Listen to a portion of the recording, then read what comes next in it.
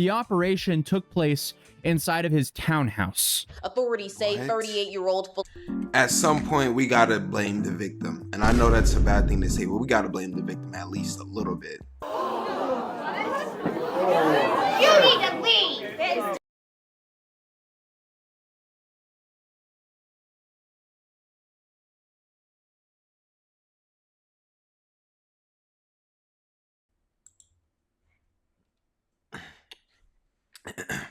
Fake TikTok BBL doctor facing 15 years in prison. Video by Atozi. Let's get into it. This fake doctor tried fleeing to Colombia after he botched a butt surgery so bad that he ended up being charged with manslaughter. I mean, we've covered this before. Doctors are now skipping the whole med school thing and instead using TikTok tutorials as their license to operate. The world is getting scared. Actually, just kind of depressing at this point. How stupid can people be? Why are people doing this? I don't know. And it's not only causing people to pay with their... Just imagine your doctor, you go in for a checkup and your doctor is reading your symptoms and then typing it into ChatGPT and like, hold on, it's loading, let me get it. Okay. You have cancer. We don't know how to treat it yet, but you know, ChatGPT will tell me. Like, imagine the future is gonna be scary. Oh health, my. but in some cases, their lives. Mother of two died when a medical procedure turned deadly, and prosecutors say the man who performed it is not a doctor. The details revealed in court as he faces manslaughter charges and the reason he's considered a flight risk. I mean, it's sad that we're still doing this, but here we are. So back in April, it was reported that Felipe Hoyos Ferronda tried to run after his patient, 31-year-old Maria Penaloza, collapsed on the table. Now, most doctors would immediately call for help from other qualified professionals in this situation, but Felipe, he didn't do that. Why? Well, probably because, number one, he wasn't a licensed doctor, and two, the operation took place inside of his townhouse. Authorities say 38-year-old... At some point, we gotta blame the victim. And I know that's a bad thing to say, but we gotta blame the victim at least a little bit. You need to leave!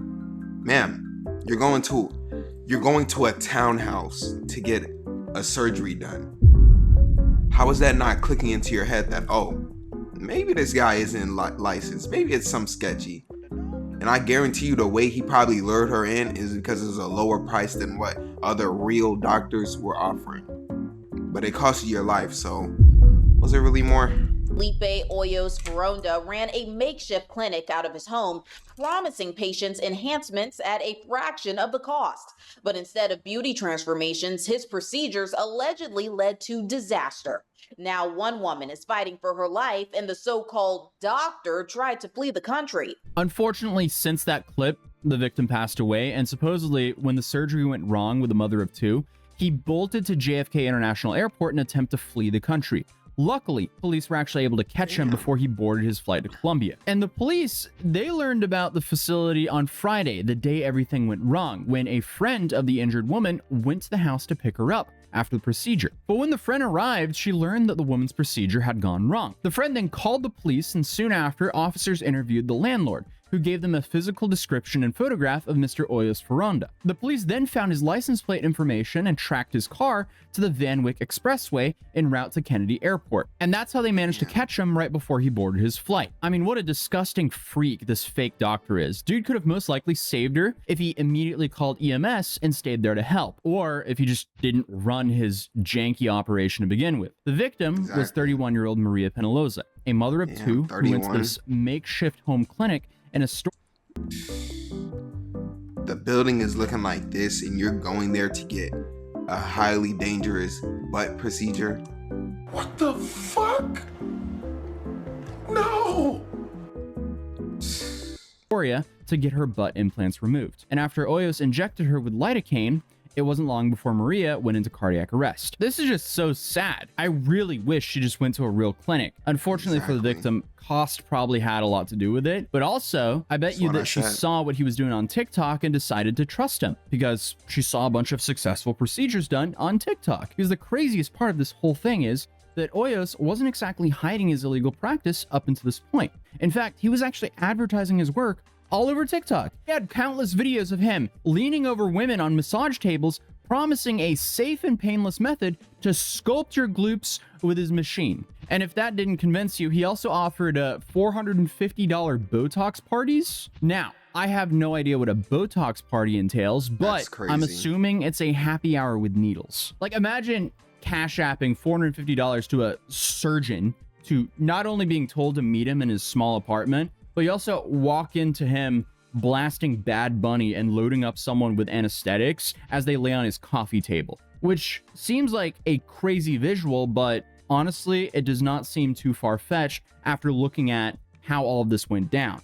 In court, prosecutors said the business was word of mouth. Her friend told her that to go to him because he was a good doctor. So she didn't realize he wasn't a doctor?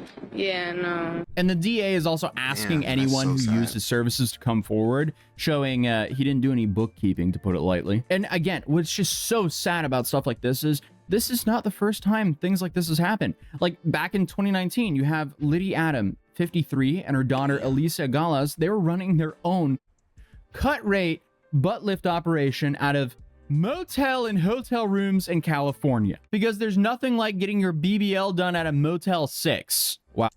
At some point, we gotta start ruling in the fact of natural selection. We have to. It's sad, but come on. No way as humans we should be this dumb as to go to a motel to get surgery. No way. It's no way we could be that dumb. If I'm trying to get a surgery and the doctor say, hey, meet me at this motel, I'm thinking I'm about to get my organs trafficked. I'm about to be left on the side of the highway, something, body empty, all that shit.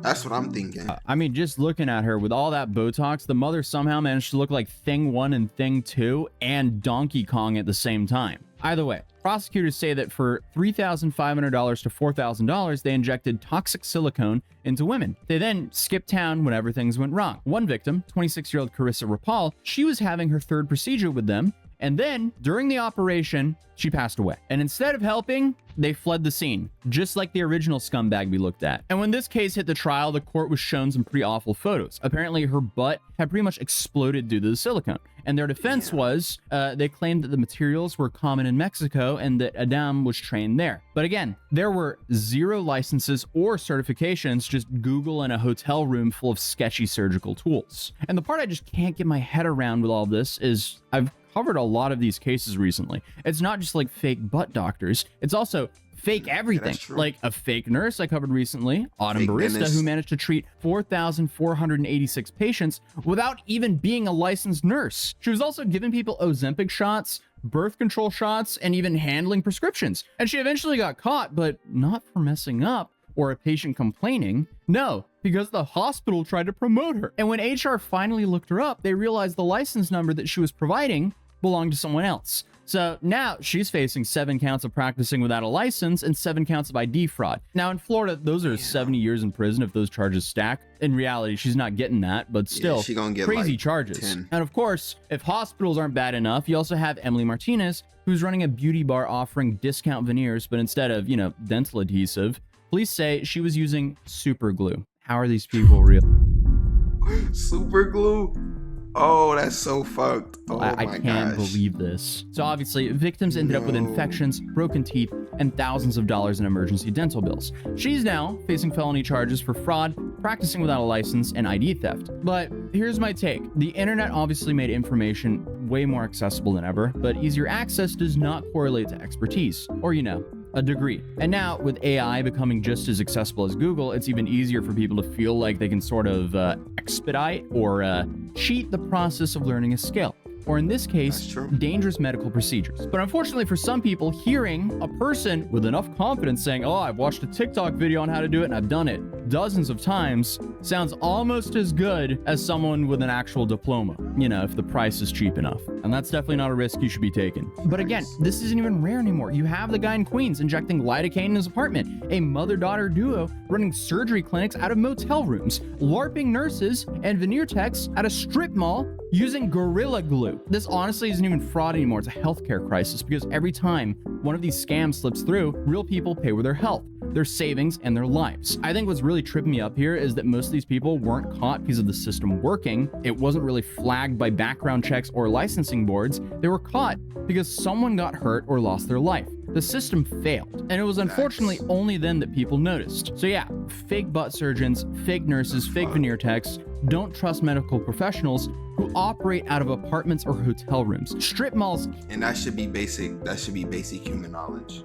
Basic fucking human knowledge. can be okay, but I'd be lying if I wasn't at least a little bit sketched out. So please stay safe, ask for credentials, and if your doctor is advertising $450 Botox parties on TikTok, run away.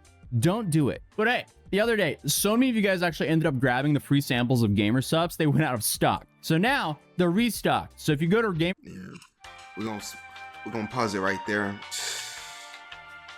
Fucking hell. I don't know how to feel about this because on one hand, like, the doctor, well, we not even calling bro a doctor. I'm more of a doctor than him. The dude who committed these murders, because that's what they really are. Manslaughter, I feel like that's too easy because you knew you're not a real doctor and you knowing you can kill somebody with what you're doing. Manslaughter, no. I feel like second degree, maybe, because you know what you're doing. I have to put some of the blame on the victims because there's no way you're going to someone's apartment building, townhouse, to get one of the most dangerous cosmetic surgeries. And I'm pretty sure that is. The BBL is the most dangerous cosmetic surgery. And you're getting that from somebody in an apartment. We gotta do better. And another thing, the mom, like, first off, you didn't even need a BBL. Like, that's what one thing I don't understand. Maybe I'm in the minority. BBLs don't even look valid. They don't even look valid at all. But let me know what you guys think. Am I being too harsh on the victim? Let me know all in the comments down below. I'll catch y'all later though. Peace.